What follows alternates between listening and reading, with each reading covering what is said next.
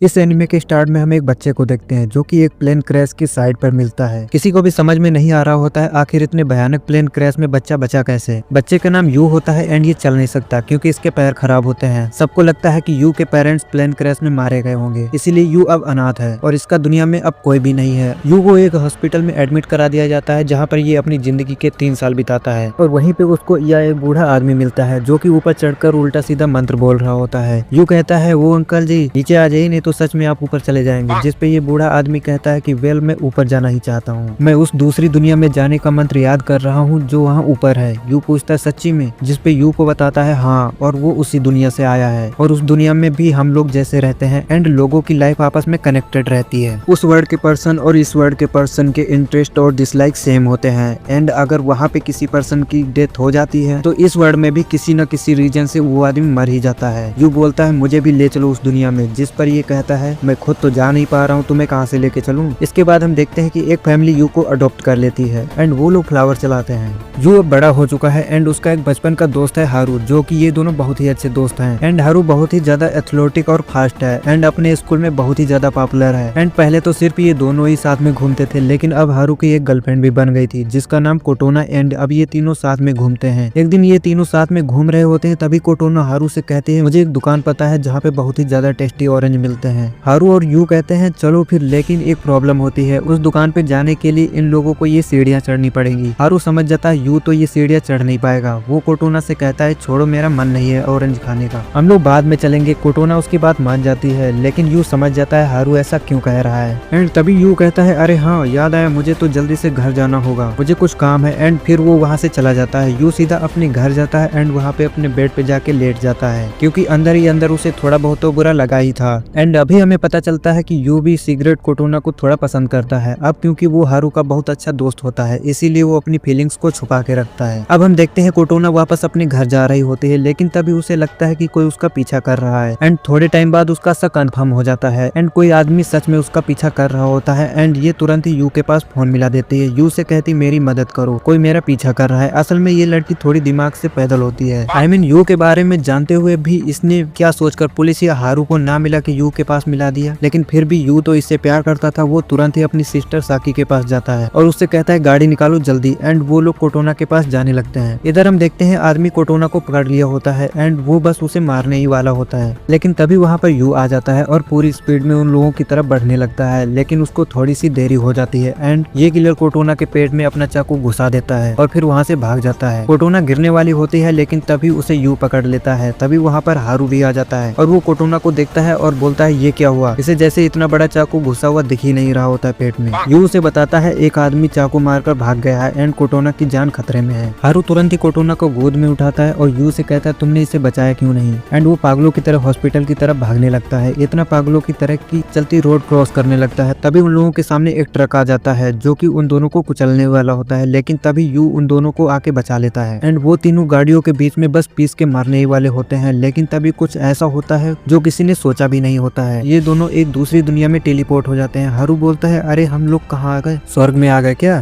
तभी यू बोलता है बाबली गेंड इतने भी अच्छे कर्म नहीं किए हम दोनों ने। तभी हारू कहता है और कोटोना वो कहाँ है। यू बोलता है कोटोना गलती से नर्क में तो नहीं चली गई। फिर यू कहता है फोन मिला एक बार लेकिन इन लोगों का फोन अपने आप ही कंपास में कन्वर्ट हो चुका था। आसपास के लोग इन लोगों को अजीब तरीके से देख रहे होते हैं एंड एक कुत्ता इन लोगों पे बहुत ज्यादा भौंक रहा होता है। यू हारू से बोलता है कि हमें यहाँ से चलना चाहिए एंड वो सही में उठकर चलने लगता है। हारू यू से बोलता है अरे तुम पागल हो गए हो क्या, तुम चल क्यों रहे हो जबकि तुम चल नहीं सकते। यू ये चीज रियलाइज करता है और शॉक्ड रह जाता है कि अब वो चल सकता है। वो और हारू बहुत ज्यादा खुशी हो जाते हैं। खुशी के मारे एक दूसरे को वो लोग गले लगाते हैं। उसके बाद वो दोनों वहाँ से चले जाते हैं। फिर ये दोनों इस नई दुनिया में घूमने लगते हैं और उन्हें पता चलता है कि इस वर्ल्ड में मैजिक भी एग्जिस्ट करता है। वो दोनों एक पब में जाते हैं एंड सबसे पूछने लगते हैं क्या आपने एक ऐसी लड़की देखी है जो लगभग 17 साल की एंड